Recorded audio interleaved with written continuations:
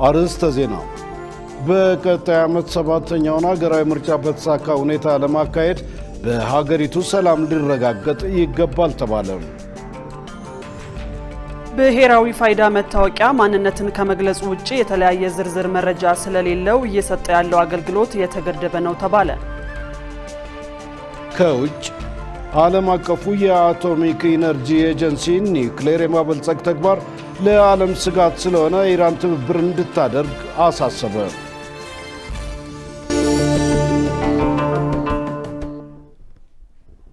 ሰላም ጤና ይስጥልን ውድ ተመልካቾቻችን ከኢሳት ነጻ የህዝብ ሚዲያ የሰዓቱን ዜናዎች ይዘንላችሁ ቀርበናል።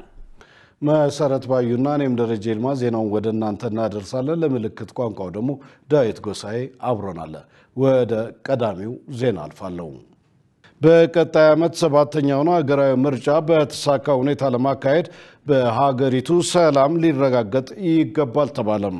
ሰላምን በማረጋገጥ በኩል ሁሉም የድርሻውን እንዲወጣ ተጠይቋል። ሸሪፍ ኢማም ተጨማሪ አለው። በቀጣይ ዓመት ሰባተኛው ሀገራዊ ምርጫ ለማካሄድ ቅድመ ዝግጅት እየተጠናቀቀ መሆኑን የኢትዮጵያ ብሔራዊ ምርጫ ቦርድ በቅርቡ በሰጠው መግለጫ አስታውቋል። ይህን ተከትሎ ተፎካካሪ ፓርቲዎች ስለ ምርጫ እያደረጉ ያለው ቅድመ ዝግጅት ምን ይመስላል በሚል ኢሳት ነጻ የህዝብ ሚዲያ ጠይቋል። ምርጫ ለማካሄድ የተለያዩ ሂደቶችን ማለፍ ይጠይቃል። ይህን ለማድረግ ደግሞ እንደ ልብ መንቀሳቀስ የሚያስችል ሁኔታ መኖር አለበት። አሁን ላይ በሀገሪቱ ያለው የሰላም ችግር ውጤታማ ምርጫ ለማካሄድ አስቻይ አይደለም። እናም ቀድሞ ሰላሙ ላይ ሊሰራ ይገባል ብለዋል የነጻነትና እኩልነት ፓርቲ አደረጃጀትና አቅም ግንባታ መምሪያ ኃላፊ ሙባረክ ረሺድ። በዚህ ሁኔታ ምርጫ ቢደረግ መደረጉንም ማያውቅ ማህበረሰብ ክፍሉላ ሊኖር ይችላል ብዬ ነው የምገምተው። ምክንያቱም ሁኔታው በጣም አስቸጋሪ ስለሆነ ማለት ነው።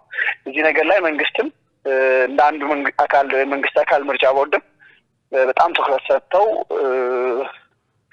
ከሚያያቸው ነገሮች መሃል መሆን አለባቸው የሰላም ጉዳይ ማለት ነው። ተፎካካሪ ፓርቲዎች ወደ ተግባራዊ እንቅስቃሴ እንዲገቡ ከምርጫ ቦርድም ሆነ ከመንግስት አንዳች የተገለጸ ነገር የለም። ይሁን እንጂ በተደጋጋሚ መግለጽ እንደሞከርነው ከምርጫው በፊት የሰላሙ ጉዳይ ቅድሚያ ሊሰጠው ይገባል ያሉት ደግሞ የኢትዮጵያ ዜጎች ለማህበራዊ ፍትህ ፓርቲ ዋና ጸሐፊ ዋሲሁን ተስፋዬ ናቸው። ከምርጫው በፊት የሰላም ጉዳይ ከምንም ቅድሚያ የሚሰጠው ጉዳይ ነው ብለን እናምናለን። እሱን በተመለከተ ብዙ ስራ መሰራት አለበት የሚል አቋም አለ እና ከምርጫው በፊት የሰላሙ ጉዳይ ከሰላሙ ጋር ተያይዞ ያሉ ጉዳዮች ላይ ውይይት፣ ንግግር መደረግ አለባቸው የሚል እምነት ነው ያለን። አሁን በአገሪቱ ካለው የሰላም መደፍረስ ጋር ተያይዞ የፖለቲካ ምህዳሩ እየጠበበና ፈና እየበዛበት ነው ያሉት ደግሞ የእናት ፓርቲ የውጭ ግንኙነት ኃላፊው አቶ ጌትነት ወርቁ ይህ ባለበት ሁኔታ እንዴት ሰላማዊ ምርጫ ማካሄድ ይቻላል? የሰላሙ ሁኔታ መስተካከል አለበት ሲሉ ያስረዳሉ። የፖለቲካ ምህዳሩ በጣም አፈና ያለበት ነው። ተንቀሳቅሰህ መስራት አትችልም። በተናገርከውና በጻፍከው ትታሰራለህ እና እነዚህ መሰል ሁነቶች የሀገሩን ሁኔታ በጣም አሳሳቢ ያደርጉታል። ሌላውን ነገር ያው የለመድነው ነው። በተለይ ግን የሰላሙ ሁኔታ አስጨናቂ ነው። አንድ ፓርቲ ብቻውን ከሚቀርብ ሰብሰብ ብሎ መቅረቡ አዋጭም ተመራጭም ነው ያሉት አቶ ጌትነት በዚህ አግባብ መቅረቡ ድምጽ ለማግኘት ብቻ ሳይሆን የሚደርሰውን ጫና ለመቋቋም ያግዛል ብለዋል። 4፣ 5፣ 6 ፓርቲዎች ብንችል እስከ 10 ድረስ ለመሆን እየጣርን ነው። የኢትዮጵያ ሕዝብ ቢያንስ በዚህ ልንክሰው ይገባል። ተበታትኖ ወረቀት መግለጽ እንኳን ምን ያህል ከባድ እንደሆነ እናውቃለንና ይሄንን በማድረግ ለማስተካከል ጥረት ያያረግን ነው። ምርጫ ዝግጅት ይጠይቃል የሚሉት የነጻነትና እኩልነት ፓርቲ አደረጃጀትና አቅም ግንባታ መምሪያ ኃላፊው ፓርቲያቸው በቅርቡ በዚህ ጉዳይ ላይ ተወያይቶ የምርጫ እቅድ እንዲቀርብ አቅጣጫ ማስቀመጡን ገልጸዋል። በእቅዱ መሰረትም ጥሩ ተፎካካሪ ሆኖ እንደሚቀርብ ተናግረዋል። ባለው ሁኔታም ቢሆን መስራት ያለብንን ነገሮች ለመስራት ቅርብ ቀን በተደረገው ሁለተኛ መደበኛ የፓርቲው ጉባኤ ላይም ባንክሮ አቅጣጫ ከተሰጠባቸው ጉዳዮች አንዱ ሰባተኛው ሀገር አቀፍ ምርጫ ነው። የኢትዮጵያ ሀገራዊ ምክክር ኮሚሽን አጀንዳ እያሰባሰበ ነው። ይህ አንዱ ተስፋ የሚያደርጉበት መድረክ እንደሆነ የገለጹት አቶ ዋሲሁን ችግሮች ተነክሰው ወጥተው በምክክር መግባባት ላይ በመድረስ ሰላም ተረጋግጦ ምርጫ እንደሚካሄድ ተስፋቸውን ይናገራሉ። አንድ ተስፋ የምናደርግበት መድረክ እንግዲህ የሀገራዊ ምክክሩ ነው። ሀገራዊ ምክክሩ እንዳየው ኦልሞስት ሁሉንም ክልሎች ላይ አጀንዳ ማሰባሰብ ምዕራፉን አጠናቋ ከአንድ ክልል ከትግራይ ክልል በስተቀር በማዕከል ደረጃ የሚደረገው የአጀንዳ ማሰባሰብ አጠናቋ። በየቦታው የተደረጉ የአጀንዳ ማሰባሰብ መድረኮች በጣም ችግሮቻችንን ነቅሰን ያወጣንበት ከሰማይ በታች አሉ የሚባሉ አጀንዳዎች ሁሉ የተያዙበት ናቸው። እነዚህ የተሰበሰቡ አጀንዳዎች የዋናው ምክክር ሲጀመር የተወሰኑት እንኳን መፍትሄ ያገኛሉ ብለን እናስባለን። ግን የዚህ ሀገር ችግር ለመፍታት የሀገራዊ ምክክር ኮሚሽኑ ብቻ በሀገራዊ ምክክሩ ብቻ የሚፈታ አይደለም። ሌሎች ባለድርሻ አካላትም የሚያደርጉት ውይይት የሚያደርጉት ጥረት ወሳኝ ነው የሚል እምነት ነው ያለው። ሰላማዊና ዲሞክራሲያዊ ምርጫ ለማካሄድ ሰላሙ ላይ ትኩረት ሰጥቶ መስራት እንደሚገባ ፓርቲዎች አጽንኦት ሰጥተዋል። ኢትዮጵያና ኬንያ ድንበር ተሻጋሪ መሰረተ ልማት ለመገንባት ተስማሙ። ኢትዮጵያና ኬንያ የሁለትዮሽ ንግድን ለማጎልበት ድንበር ተሻጋሪ የመሰረተ ልማት ፕሮጀክቶች ለመገንባት መስማማታቸው ተገለጸ። ሁለቱ ሀገራት ባሳለፍነው ሳምንት ሐሙስ በአዲስ አበባ በተካሄደው ስብሰባ ላይ በኢትዮ ኬንያ ድንበር ላይ የሸቀጦች የሰዎችና የዲጂታል አገልግሎት እንቅስቃሴዎችን ለማሻሻል በሚያስችሉ ፕሮግራሞች ላይ ተስማምተዋል። በዚህም ኢትዮጵያና ኬንያ በዳዋ ወንዝ ራሙና ሱፍቱ ላይ ሁለት ድልድዮችን ለመገንባት ተስማምተዋል። ድልድዮቹ ተሽከርካሪዎችን ብቻ ሳይሆን የሚያስተላልፉት እንደ ትምህርትና ገበያ ያሉ መሰረታዊ አገልግሎቶችን የማያገኙ ማህበረሰቦችን ምኞት የሚያደርስ ነው ተብሏል። ሁለቱ ሀገራት በጋራ ባወጡት መግለጫ ዋና ዓላማዎቹ በኢትዮጵያና በኬንያ መካከል የመሰረተ ልማት ትስስርን፣ ማህበራዊና ኢኮኖሚያዊ ልማትን፣ የንግድ ማሳለጥንና ድንበር ተሻጋሪ ልማትን ማጎልበት ናቸው ማለታቸውን የኬንያ መገናኛ ብዙሃን ዘግበዋል። እነዚህ እርምጃዎች ኢጋድ በድንበር መሻገሪያ ጊዜዎችን፣ የትራንስፖርት ወጪዎችን በመቀነስ እና ቀጠናዊ ሸቀጦችን ባለም አቀፍ ገበያዎች የበለጠ ተወዳዳሪ እንዲሆኑ በማድረግ እንዲሁም በኢትዮጵያና በኬንያ መካከል ቀጣይነት ያለው ንግድን በማጠናከር የአፍሪካ አህጉራዊ ነፃ ንግድ ቀጠና ስምምነት ወደ ስራ እንዲገባ ያለው ቁርጠኝነት ማሳያ ናቸው ተብሏል። ኬንያና ኢትዮጵያ በጉምሩክ ጉዳዮች ላይ የትብብርና የጋራ ድጋፍ እና ሌሎች የህግ ማዕቀፎችን በተመለከተ የሁለትዮሽ ስምምነትን በፍጥነት ተግባራዊ እንዲያደርጉ ተመላክቷል። ብሔራዊ ፋይዳ መታወቂያ ማንነትን ከመግለጽ ውጭ የተለየ ዝርዝር መረጃ ስለሌለው እየሰጠ ያለው አገልግሎት የተገደበ ነው ተባለም። ይሁን እንጂ የፋይዳ መታወቂያ ማውጣት በፍላጎት ላይ የተመሰረተ በመሆኑ ዜጎች ግዴታ እንዳልተጣለባቸውም ተገልጿል። ተጨማሪ አለን። ዲጂታል ኢትዮጵያን ለመገንባት እየሰራ እንደሚገኝ የሚገልጸው መንግስት ትኩረት ሰጥቶ እያስፈጸማቸው ካሉ አገልግሎቶች መካከል የብሔራዊ ፋይዳ መታወቂያ ምዝገባ አንዱ ነው። ሆኖም የፋይዳ መታወቂያ ከሌሎች መታወቂያዎች በምን እንደሚለይና አሁን ላይ በሚሰጠው አገልግሎት ዙሪያ ብዙዎች ጥያቄ ሲያነሱ ይሰማል። ይህን ብዥታ ለማጥራት ነፃ የህዝብ ሚዲያ የሆነው ኢሳት የብሔራዊ መታወቂያ ፕሮግራም የስትራቴጂ ኮሙኒኬሽንስ አማካሪ የሆኑትን አቤኔዘር ፈለቀን አነጋግሯል። የብሔራዊ ፋይዳ መታወቂያ ዋነኛ ፋይዳው ምንድነው? መታወቂያው ከሌሎች መታወቂያዎች በምን ይለያል? አንድ ሰው የፋይዳ መታወቂያ ኖሮት የቀበሌ መታወቂያ ባይኖረው መንጃ ፈቃድና ፓስፖርት የመሳሰሉትን አገልግሎቶች ማግኘት ይችላል ወይ ሲል ኢሳት ላነሳው ጥያቄ ዳይሬክተሩ በሰጡት ምላሽ ፋይዳ መታወቂያ ማንነትን ከመግለጽ ውጪ የተለየ ዝርዝር መረጃ ስለሌለው መንጃ ፈቃድና ፓስፖርት ለማውጣት ብቻውን በቂ አይደለም ብለዋል። ያው የፋይዳ መታወቂያ ዋናው ፋይዳው መንግስታዊና መንግስታዊ ያልሆኑ አገልግሎቶችን ዲጂታይዝድ በሆነ መልኩ በኤሌክትሮኒክ ማንነት ማረጋገጥ አገልግሎት ለማግኘት እንዲችል ማስቻል ነው አንድ ሰው። ስለዚህ ፋይዳ ከሌላው መታወቂያ የሚለየው ምንድነው? አንድ ሰው ዩኒክ በሆነ መልኩ ማንነቱን ማረጋገጥ ይችላል። ምክንያቱም የሚወስደው መረጃ የባዮሜትሪክ እና የዴሞግራፊክ መረጃን አንድ ላይ አጣምሮ ስለሆነ ቁጥሩን ጀነሬት የሚያደርገው ሁሉ ጊዜ የዛ ዩኒክ ቁጥር ከዛ ሰውዬ የባዮሜትሪክ መረጃ ጋር አታችድ ስለሆነ ፓወርፉል የሆነ ዩኒክ የሆነ አይደንቲፋየር ነው። ፋይዳ አንድ ዓላማ ብቻ ነው ያለው፣ ማንነትን ብቻ ነው የሚያረጋግጠው። it's not proof of citizenship, it's not proof of address, it's proof of identity ማለት ነው። ስለዚህ ተያያዥ ነው። ፋይዳ መጣ ማለት ሌሎቹ መታወቂያዎች ኢሊሚኔትድ ይሆናሉ ወይም ይቀራሉ ማለት አይደለም። የዲጂታል ፋይዳ መታወቂያ አገልግሎት በሀገር አቀፍ ደረጃ ያለው ስርጭት ምን ይመስላል ለሚለውም ጥያቄ አዲስ አበባ ላይ በታሰበው መልኩ ምዝገባ እየተካሄደ መሆኑን ጠቅሰው በክልል ደረጃ ተደራሽ ለማድረግ ከ900 በላይ የምዝገባ ማዕከላትን ከማቋቋም በተጨማሪ ከሌሎች ድርጅቶች ጋር በትብብር እየሰራን እንገኛለን ብለዋል። ክልሎች ላይ በተለያየ መልኩ ነው ተደራሽ ለማድረግ እየሰራን ያለ ነው። ኦልሬዲ ከ900 በላይ ምዝገባ ማዕከላት አሉ በክልል ደረጃ ማለት ነው። አሁን እያገለገሉ ምዝገባ እየመዘገቡ ያሉ ስለዚህ የምዝገባ ማዕከላቱን ደግሞ ዋናው ስትራቴጂው በሪላይንግ ፓርቲ በመናቸው ኢስኬፕ ስትራቴጂ በመናው ነው በእኛ በራሳችን ኢንፍራስትራክቸር በራሳችን ማንፓወር በሁሉን ማዳረስ አንችልም ስለዚህ ከኢትዮ ቴሌኮም ለምሳሌ አንደኛው ነው ኢትዮ ቴሌኮም በኢትዮ ቴሌኮም ሽያጭ ማዕከላት በሙሉ ከ900 በላይ ማዕከላት አሉት ኢትዮ ቴሌኮም በክልል ደረጃ ማለት ነው ሌላው ገቢዎች አለ ባንኮች አሉ እነዚህን በመጠቀም በተቻለ መጠን ሁሉንም ክልል በሁሉም አካባቢዎች ተደራሽ ለማድረግ እየተሰራ ነው እንደ አማካሪው ገለጻ አንዳንድ ድርጅቶች ለሚሰጡት አገልግሎት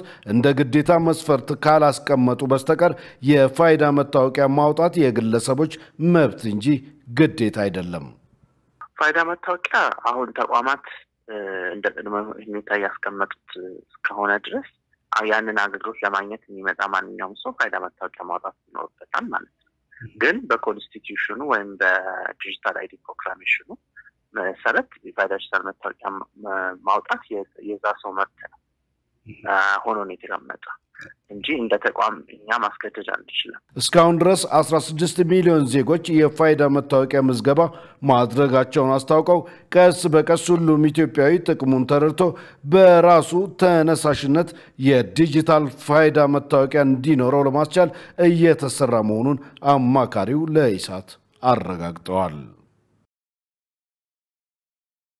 የስራ አጥነትን ችግር ለመቅረፍ የስራ ዕድል የፈጠራ ሐሳብን መደገፍ ይገባል ተባለ የኢኮኖሚ ለውጦችን ብሎም የሀገሪቱን ሰላም ለማረጋገጥ የስራ ዕድል ፈጠራ ላይ በትኩረት መስራት ይገባል ሲል ላቭ ኢን አክሽን የተባለ ድርጅት አስታወቀ ገነት ዘዘው ተጨማሪ አላት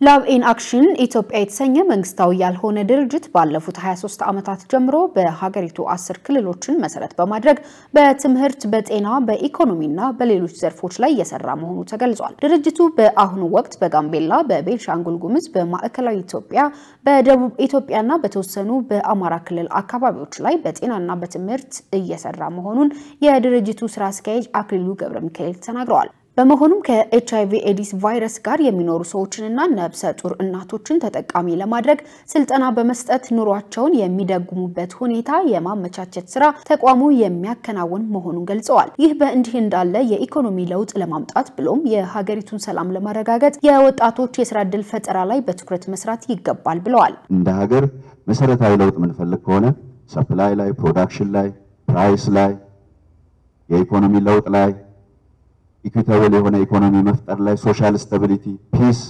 ምንፈልግ ከሆነ ወጣቶችን አደራጅቶ ወደ ስራ ማስገባት መሰረታዊ ነው የሚል እምነት ይዘናል እኛ እንደ ተቋም በዛ ምክንያት ነው ወደ ሞዴል ዲዛይኑም ወደ ዝርዝር ስራውም ወጣቶችን ወደ ማደራጀትም ገንዘብም ወደ መፈለግ የመንግስት ደጆችም ወደ ማንኳኳት ወደ እናንተም የመጣንበት መሰረታዊ ምክንያት ይሄ ነው እንደው የሰራናቸውን ትንንሽ ስራዎች እንደው ለማስተዋወቅም ብቻ አይደለም ይሄ ጉዳይ ሀገራዊ እይታ ይፈልጋል ሀገራዊ ኢንጌጅመንት ይፈልጋል ኮላቦሬሽን ይፈልጋል መያያዝ መጣመር ይፈልጋል ምን ትልቅ እምነት አለ በሌላ በኩል በስራና ክህሎት ሚኒስቴር የስራ ዕድል ፈጠራ መሪ ስራ አስፈጻሚ ዘሪሁን አለማየሁ በበኩላቸው በሀገሪቱ ያለውን የስራ አጥነት ችግር ለመቅረፍ ከሀገር በቀል ድርጅቶችና ከሌሎች ባለድርሻ አካላት ጋር በትብብር እየሰራን ነው ብለዋል አያይዘውም የስራ ዕድል የፈጠራ ሐሳብን መደገፍና አቅጣጫ መስጠት ያስፈልጋል ሲሉ እንዲህ ይገልጻሉ ኢኖቬቲቭ የሆነ ድጋፍ መስጠት መቻል አለብን የፈጠራ ሐሳብ ያላቸውን የማበረታታት የመደገፍ አቅጣጫ መከተል አለብን በሚል እንደዚህ የዘርፉ ዘረመሎች የሚባሉ አሉ ወደ 11 የሚጠጉ ዘረመሎች እዚህ ላይ በስፋት እየሰራ ይገኛል ማለት ነው የዚህ የስራ አጥነትን ችግር ለመቅረፍ ስለዚህ ላቭ ኢን አክሽን ምናልባት በእነዚህ 4 አመቶች በዚህ በስራ ዕድል ፈጠራ ላይ አተኩራችሁ መስራታችሁና ለአብነትም መብቃት የሚችሉ ውጤታማ የሆኑ ከ15 በላይ ኢንተርፕራይዞችን ይዛችሁ መምጣታችሁ ቆንጆ ተሞክሮ ነው ወይንም ጅማሮ ነው ይህ በእንዲህ እንዳለ የማዕከላዊ ኢትዮጵያ ክልል የኢንተርፕራይዝ ልማት የስራ ዕድል ፈጠራ ቢሮ ኃላፊ ሙስጠፌ ኢሳ በበኩላቸው በክልሉ በበጀት አመቱ ለ350 ሺህ ወጣቶች የስራ ዕድል ለመፍጠር እየተሰራ መሆኑን ገልጸው እስካሁን ባለው ሂደት ከ260 ሺህ በላይ ዜጎች የስራ ዕድል መፍጠር መቻሉን ገልጸዋል እንግዲህ የስራ አጥነት ጉዳይ ችግር አንዱ ተደርጎ ነው የሚወሰደውና እዚህ አንፃር ዘላቂና አስተማማኝነት ያለው ስራ እድልን መፍጠር ደግሞ የማክሮ ኢኮኖሚን ሚዛን የማስጠበቅ ጉዳይ ነው ማለት ነው። ከ350 ሺህ በላይ ዜጎች ስራ እድል ለመፍጠር ግብ ጥለን እየሰራ ነው በተለይ 2017 ላይ። እዚህ ውስጥ ባለፉት 10 ወራት ከ263 ሺህ በላይ በአገር ውስጥም በውጭ ሀገርም ቋሚ የስራ እድል ፈጥረናል ማለት ነው። ይሄ በተለይም ቅድም የሚነሳው የእሴት ሰንሰለትን መሰረት ያደረገ እንደ ስልት የምንጠቀመው የአካባቢ ጸጋን በተለይም ከአጠቃላይ ኢኮኖሚ ጋር በማስተሳሰር ገበያችንን ገለጥ አድርገን ያሉንን አማራጮች ያሉንን እድሎች በመጠቀም ስራ እድል ለመፍጠር ርብርብ አድርገናል ማለት ነው። የስራ እድል የሚፈጠርላቸው ዜጎች በቂ ክህሎትና ግንዛቤ እንዲኖራቸው የማድረግ ስራ መከናወኑንም ጭምር ተናግረዋል።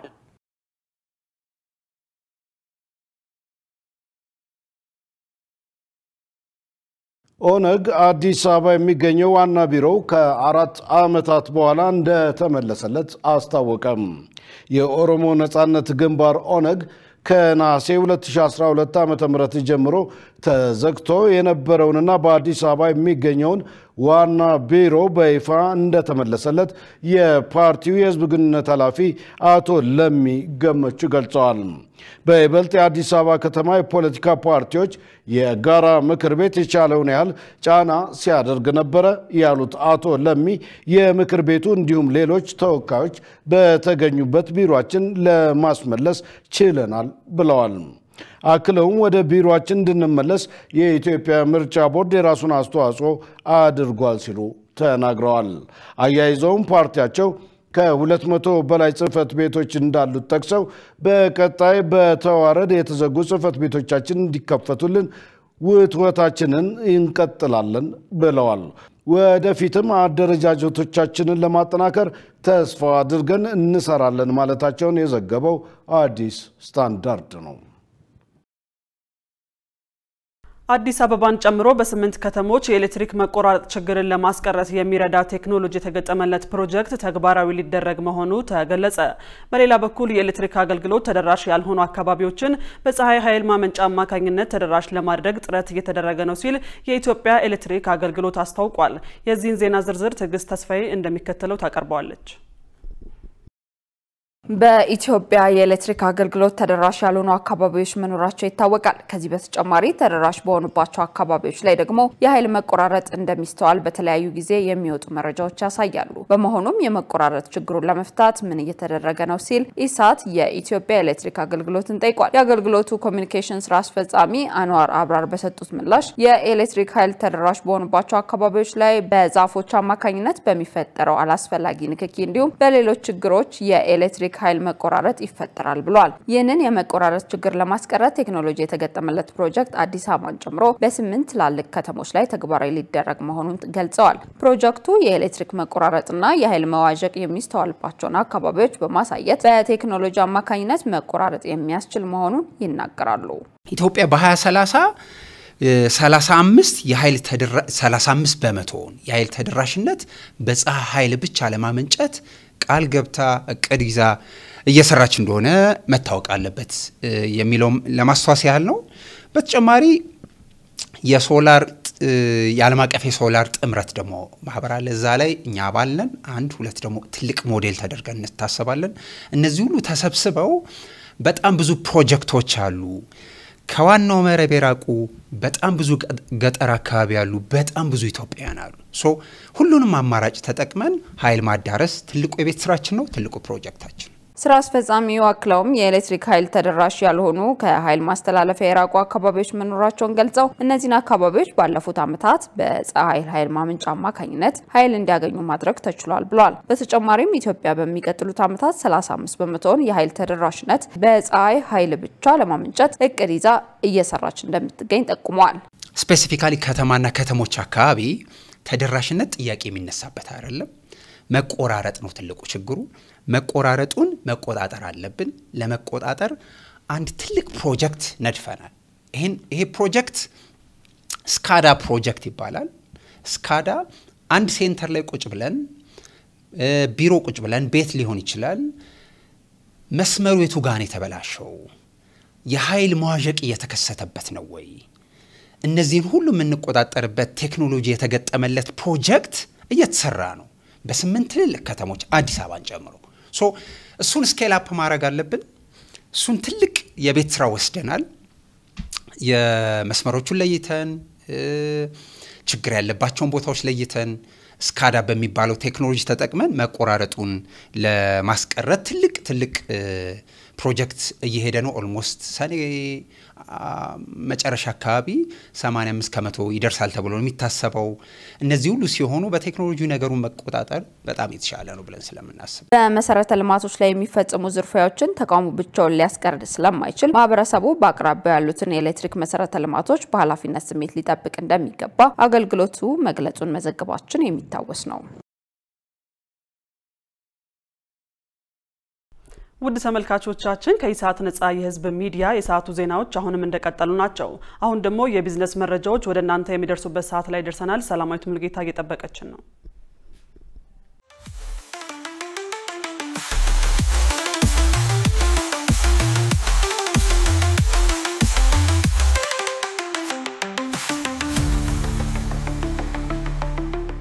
ውድ ተመልካቾቻችን ለሰዓቱ ያዝናቸው የቢዝነስ ዘገባዎች ይዘን ቀርበናል ከዘገባዎቹ ጋር ሰላማዊት ሙልጌታ አብሬያችሁ ቆይታ አደርጋለሁ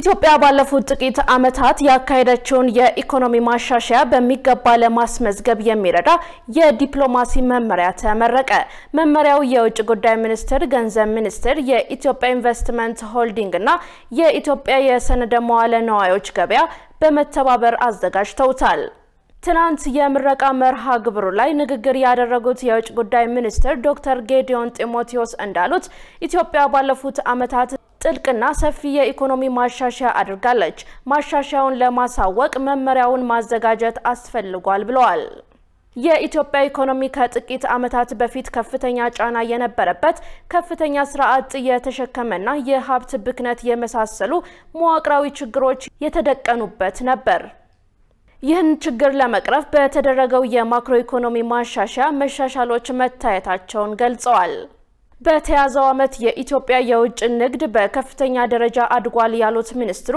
መመሪያው በግብርና በአምራች ኢንዱስትሪው ዘርፍ ተጨባጭ ውጤት መመዝገቡን ለማስረዳት ይረዳል ባለፉት ጥቂት ዓመታት ኢትዮጵያ ቀጣይነት ያለው የኢኮኖሚ እድገት ካስመዘገቡ ጥቂት የዓለም ሀገራት መካከል አንዷ ናት ብለዋል መመሪያ ሰነዱ ኢትዮጵያ ባለፉት ጥቂት ዓመታት ያካሄደችውን የኢኮኖሚ ማሻሻያ በሚገባ ለማስመዝገብ ይረዳል ያሉት ዶክተር ጌዲዮን ዲፕሎማቶች ስለ ኢኮኖሚ ዲፕሎማሲ ግንዛቤ ይዘው ስራቸውን በአግባቡ እንዲሰሩ ያግዛል የገንዘብ ሚኒስቴር አህመድ ሽዴ በበኩላቸው የዲፕሎማሲ መመሪያ ሰነድ የኢትዮጵያ ሰፊ የኢንቨስትመንት አቅምን የሚያስተዋውቅ ነው እንዲሁም ኢንቨስትመንት ለመሳብ ከዓለም የንግድ ስርዓት ጋር ጠንካራ ትስስር ለመፍጠርና ተወዳዳሪነትን ለማሳደግ ይረዳል ብለዋል ሰነዱ የኢትዮጵያን የኢኮኖሚ ዲፕሎማሲን አቅም ይበልጥ እንደሚያሳድግም ጠቁመዋል በመርሃ ግብሩ ላይ አንጋፋ ዲፕሎማቶች ሚኒስትሮችና ጥሪ የተደረገላቸው እንግዶች ተገኝተዋል የገንዘብ ሚኒስትር አህመድ ሽዴ ሀገር በቀል የኢኮኖሚ ማሻሻያው ለውጭ ኢንቨስትመንት የፈጠረውን ምቹ ሁኔታ ለዓለም አቀፍ ማህበረሰብ ለማስተዋወቅ ጠንካራ የኢኮኖሚ ዲፕሎማሲ መጠቀም ይገባል አሉ የውጭ ጉዳይ ሚኒስቴር ዓለም አቀፉ ማህበረሰብ ስለ ኢትዮጵያ የሀገር በቀል ኢኮኖሚ ማሻሻያ አጀንዳ በቂ ግንዛቤ የሚያገኝበት መመሪያ ዛሬ ይፋ አድርጓል አቶ አህመድ ሽዴ በዚህ ወቅት እንዳሉት በኢትዮጵያ ባለፉት 7 ዓመታት ሁሉን አቀፍ የኢኮኖሚ ማሻሻያ በማድረግ ተጨባጭ ውጤት ተመዝግቧል በተለይም በሁለተኛው የሀገር በቀል ኢኮኖሚ ማሻሻያ የተደረገው የማክሮ ኢኮኖሚ ማሻሻያ የውጭ ምንዛሬ በገበያ እንዲወሰን በማድረግ የኢንቨስትመንት ፍሰቱ መጨመሩን አንስተዋል ዛሬ ይፋ የተደረገው የዲፕሎማሲ መመሪያ ሰነድም የኢንቨስትመንት ፍሰትን በመጨመር የኢትዮጵያ ሁለንተናዊ የብልጽግና ጉዞ እውን ለማድረግ ወሳኝ መሆኑን ጠቁመዋል ኢትዮጵያ በማክሮ ኢኮኖሚ ማሻሻያው ያስመዘገበችውን ውጤት ለማላቅ የዓለም አቀፉ ማህበረሰብ ተሳትፎ አስፈላጊ መሆኑን ጠቅሰው ተመራጭ የኢንቨስትመንት መዳረሻ ለማድረግም ጠንካራ የኢኮኖሚ ዲፕሎማሲን መተግበር እንደሚገባ አስገንዝበዋል የውጭ ጉዳይ ሚኒስትር ጌዲዮን ጢሞቴዎስ በበኩላቸው በኢኮኖሚ ማሻሻያው በግብርና ዘርፍ በስንዴ ምርት እንዲሁም የኢንዱስትሪዎችን የማምረት አቅም በማሻሻልና ተኪ ምርቶችን በማምረት ምርታማነትን ማሳደግ ተችሏል ብለዋል። ኢትዮጵያ የዕዳ ጫናዋን በመቀነስ ፈጣን ኢኮኖሚያዊ እድገት ከሚያስመዘግቡ ሀገራት ተርታ መመደቧን አስታውሰው ቀጣይነት እንዲኖረው የኢትዮጵያ አዳዲስ የኢንቨስትመንት አማራጮች በሚገባ ማስተዋወቅ ይገባል ነው ያሉት። በመሆኑም የኢትዮጵያ ዲፕሎማቶች የኢትዮጵያ ነባራዊ ሁኔታና ምቹ የኢንቨስትመንት አቅም በተዘጋጀ መመሪያ ሰነድ አማካኝነት ማስተዋወቅ ይኖርባቸዋል ማለታቸው ኢዜአ ዘግቧል። በኢትዮጵያ ነዋሪ ያልሆነ ሰው በሀገር ውስጥ መረጃዎችን በማሰራጨት በሚያገኘው ገቢ ላይ ግብር ሊጣልበት ነው። በኢትዮጵያ ውስጥ በሚገኙ ዓለም አቀፍ ተቋማት ሰራተኞች መረጃ እንዲቀርብ ተደርጓል። የገንዘብ ሚኒስቴር ከሰሞኑ ለሕዝብ ውይይት ይፋ ባደረገው የገቢ ግብር ማሻሻያ ረቂቅ አዋጅ በኢትዮጵያ ነዋሪ ያልሆነ ሰው በሀገር ውስጥ የዲጂታል መረጃዎችን በማሰራጨት ያገኘው ገቢ በሀገር ውስጥ እንደተገኘ ተደርጎ ግብር ሊጣልበት ነው። ሚኒስትሩ ይፋ ያደረገው ረቂቅ አዋጅ በገቢ ግብር ስርዓት ላይ ለውጥ በማድረግ የመንግስትን ገቢ አሰባሰብ ማሻሻልና ለኢኮኖሚው እድገት እገዛ ማድረግ አስፈላጊ መሆኑን ያብራራል።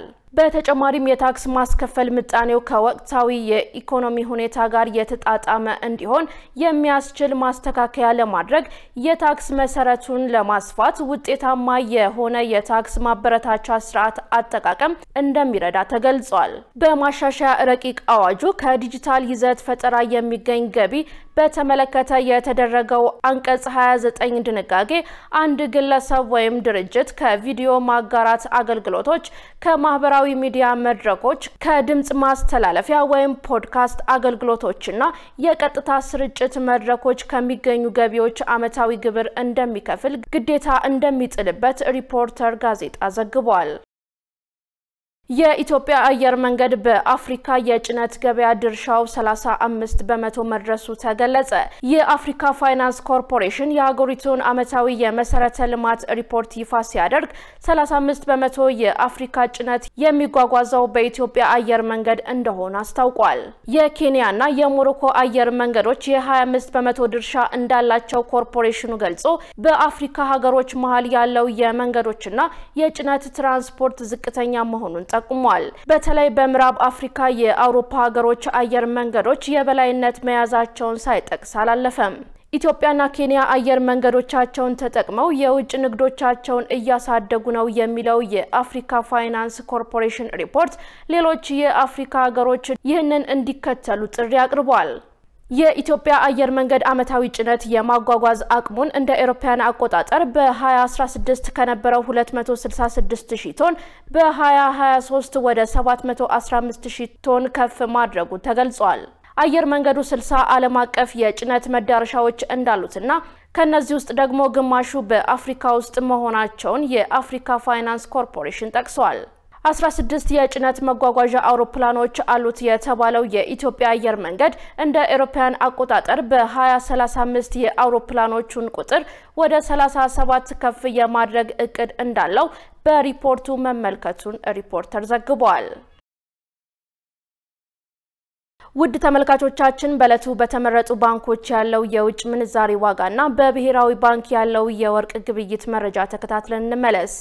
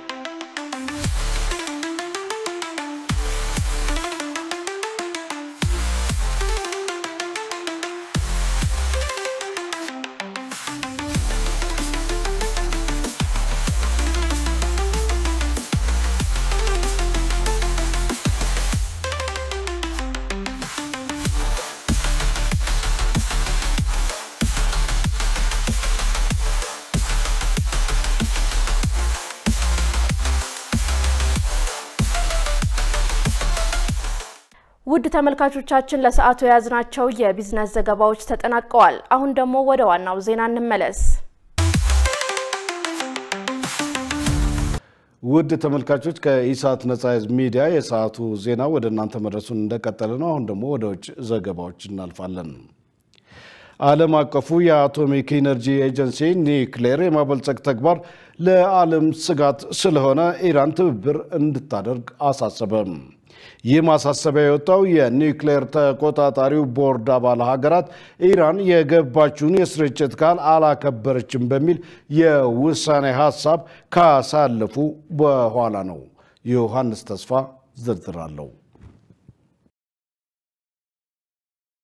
የተቆጣጣሪዎች ቦርድ የዓለም አቀፉን አቶሚክ ኢነርጂ ኤጀንሲ ለማስጠንቀቅ አስቸኳይ በሆነ ቅስፈት ጉባኤ ያደረገ ሲሆን ድንገት በወጣው ሚስጥራዊ የሆነ ሰነድ የኒውክሌር ተቆጣጣሪው ኢራንን በዩራኒየም የበለጸገ ፕሮግራም በማስፋፋት ላይ 400 ኪሎ ግራም ዩራኒየም ያበለጸገች መሆኑን በመጥቀስ 60% የተጣራ ግብዓት እንዳላትም ጠቁሟል። ይህም የጦር መሳሪያ ማበልጸግ ደረጃውን ወደ 90% ካደረሰው 10 የኒውክሌር ጦር መሳሪያ መስራት ትችላለች ሲልም አክሎ ገልጿል። ስታከማችሁ ማከማቸታችሁን ስትቀጥሉ እናንተ በዓለም ላይ እንደዚህ ያለ ነገር እየሰራችሁ ያላችሁ ብቸኛ ሀገር ናችሁ። የኒውክሌር ፈንጂ መሳሪያ እንዲኖራችሁ ከሚያስፈልጋችሁ ደረጃ በጣም ቅርብ በሆነ መንገድ ላይ ደርሳችኋል። ይህንን ደግሞ ችላ ልንለው አንችልም። ይሄ የተከለከለ ተግባር አይደለም፣ ነገር ግን ችላ ማለት አንችልም።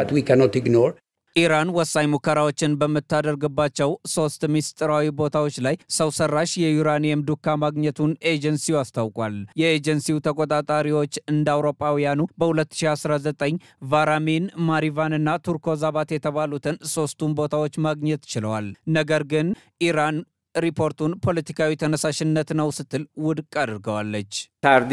Undoubtedly, the response to confrontation will not be more cooperative. ያለምንም ጥርጥር ለትብብር ግጭት ምላሽ አይሆንም። የኢራን እስላማዊ ሪፐብሊክ ተከታታይ እርምጃዎችን ለመውሰድ ተዘጋጅቷል። ሌላው ወገን በዚህ ረገድ አቅማችን ይብዛ ሚነስም ያውቀዋል። በእርግጠኝነት በመጪዎቹ እድገቶች ላይ በመመስረት ከአቶሚክ ኢነርጂ ድርጅትና ከሌሎች የሚመለከታቸው አካላት ጋር በመቀናጀት የተለያዩ እርምጃዎችን ተገብራለን። Coordination with the Atomic Energy Organization and other relevant bodies. ዋሽንግተንና ቴሄራን በኢራን የኒውክሌር መርሃ ግብር ዙሪያ ከአንድ ወር በላይ ዲፕሎማሲያዊ ስምምነት ለማድረግ ሲወያዩ ቆይተዋል። አሜሪካኖች ለኢራን አንዳንድ ማዕቀቦችን በማንሳት የኒውክሌር ፕሮግራሟን ስታቋርጥ ማየት ይፈልጋሉ። ፈረንሳይ፣ ጀርመንና እንግሊዝ ደግሞ የተባበሩት መንግስታት ድርጅት በኢራን ላይ የሚጠለውን ማዕቀብ ለማየት የሚያስችል ፈጣን መልሶ ማግኛ ዘዴ ተብሎ የሚጠራውን ውሳኔ ለማጽደቅ የዓለም አቀፉ አቶሚክ ኢነርጂ ኤጀንሲ አባል ሀገራትን ሊያሰባስቡ የሚችሉ ሲሆን ዩኤስ እና ብዙ የአውሮፓ ሀገራት ኢራን ከኒውክሌር ጦር መሳሪያ ግኝቷ አፍንጫ ስር ናት የሚል ስጋት አላቸው። ለዚህም ቴሄራን የዩራኒየም ማበልጸጓን በአስቸኳይ እንድታቆም እየወተወቱ ይገኛሉ። በሪያ በኩል እስራኤል ኢራን የኒውክሌር ጦር መሳሪያ እንዳታገኝ ለመከላከል አስፈላጊውን ሁሉ እርምጃ እንደምትወስድ አስጠንቅቃለች። ይህም በመካከለኛው ምስራቅ ያለውን ወታደራዊ ግጭት ከፍ ያደረገው ስለመሆኑ እየተነገረ ቢሆንም ኢራን ቴልአቪቭን አርፈሽ ተቀመጪ ስትል በማስጠንቀቅ ጉድሽ በእጄ መዳፍ ውስጥ ገብተሽ እንድትንፈራፈሪ ያደርግሻል ስትልም እንቧ ከረዩ እያለች ትገኛለች። መረጃውን ስናጠናቀር አልጀዚራ፣ ሲኤንኤን እና ሌሎችን በዋቢነት ተጠቅመናል። ፕሬዚዳንት ዶናልድ ትራምፕ አራተኛ ቀኑን በያዘው የሎስ አንጀለስ ተቃውሞ ተጨማሪ 2000 የብሔራዊ ዘብ አካላት ማሰማራታቸውን ባለስልጣናት ገለጹ። ፔንታጎን ዶናልድ ትራምፕ ተጨማሪ 2000 የብሔራዊ ዘብና 700 የባህር ኃይል አባላትን የፌዴራል መንግስቱ የተቃውሞ ሰልፉን ለመቆጣጠር እየወሰደ ያለውን እርምጃ ለማገዝ እንዲሰማሩ ማዘዛቸውን አረጋግጧል። በሎስ አንጀለስ የአሜሪካ ፕሬዚዳንት ዶናልድ ትራምፕ ስደተኞች ከሀገር ለማባረር የያዙትን ፖሊሲ በመቃወም የተቀጣጠለውን ተቃውሞ አራተኛ ቀኑን ይዟል። ትራምፕ ከዚህ ቀደም ያሰማሯቸው 2000 የብሔራዊ ዘብ አባላት የፖለቲካ ውጥረት የተፈጠረ ሲሆን የካሊፎርኒያ አስተዳደር ዳሪ ጋቪን ኒውስኮም እና የኤልኤ ከንቲባ ካረን ባስ የአካባቢው ፖሊስ ተቃውሞ ሰልፈኞቹን መቆጣጠር ይችላሉ ብለው ተከራክረዋል። የአሜሪካ ወታደሮች በሀገር ውስጥ ሕግ ማስከበር ውስጥ ሲሳተፉ ማየት የተለመደ አይደለም። በደቡብ ካሊፎርኒያ የአሜሪካ ፕሬዝዳንት ዶናልድ ትራምፕ ስደተኞችን ከሀገር ለማባረር የያዙትን ፖሊሲ በመቃወም የተቀጣጠለው የሎስ አንጀለስ ፍጥጫ ውጥረት እየጨመረ ነው። የትራምፕ አስተዳደር በሀገሪቱ በህገወጥ መንገድ የሚኖሩ ስደተኞችን ከሀገር ለማባረር ከመውሰዳቸው እርምጃዎች ሁሉ ይህ ጠንከር ያለ ነው። የባህር ኃይል አባላት እንደሚሰማሩ ይፋ የሆነው በተቃውሞው አራተኛ ቀኑ ላይ ነው። ሰኞ አመሻሽ ላይ ፖሊስ በሎስ አንጀለስ መሃል በሚገኘው የፌዴራል ስደተኞች ማቆያ ማዕከል ውጭ የተሰበሰቡ በመቶዎች የሚቆጠሩ ተቃዋሚዎችን መበተን ጀምሯል። የብሔራዊ ዘብ አባላት እስረኞች ከህንጻው እንዳይወጡ ለማድረግ ተጠጋግተው በመቆም ተከላክለው ነበር። የሎስ አንጀለስ ፖሊስ በበኩሉ ተቃዋሚ ሰልፈኞች ከአካባቢው እንዲሄዱ ለማድረግ መግፋት የጀመረ ሲሆን አነስተኛ ጥቃት አድራሽ የሆኑ ጥይቶች ተተኩሷል። ፖሊስ ከባለፈው ሳምንት አርብ ጀምሮ ተመሳሳይ ዘዴዎችን ተጠቅመዋል።